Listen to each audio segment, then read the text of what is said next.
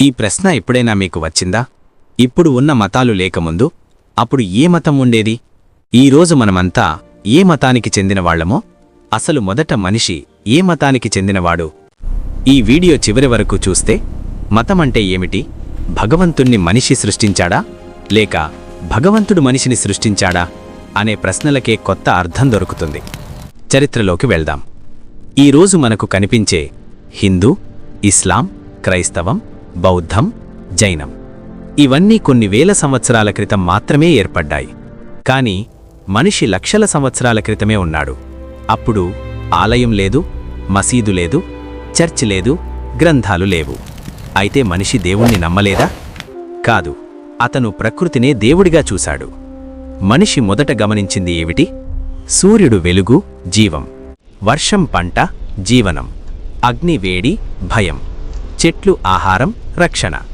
అందుకే సూర్యుడు దేవుడయ్యాడు, భూమి తల్లి అయ్యింది, ఆకాశం తండ్రి అయ్యింది. ఇది ఏ మతం? దీనిని ఒకే మాటలో చెప్పాలి అంటే ప్రకృతి మతం. ఇందులో దేవుడు ఒకే పేరు కాదు, ఒకే గ్రంథం లేదు, ఒకే పూజా విధానం లేదు. కాని కృతజ్ఞత ఉంది, భయం ఉంది, భక్తి ఉంది.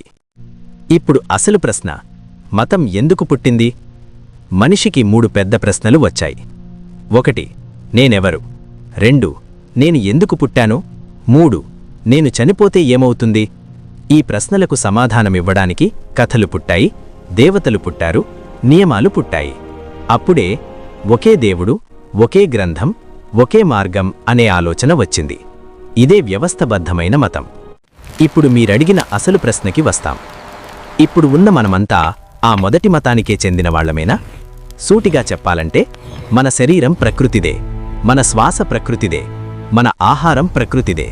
అంటే మనం పేరు మార్చుకున్నాం, మార్గం మార్చుకున్నాం, కానీ మూలం మార్చుకోలేదు.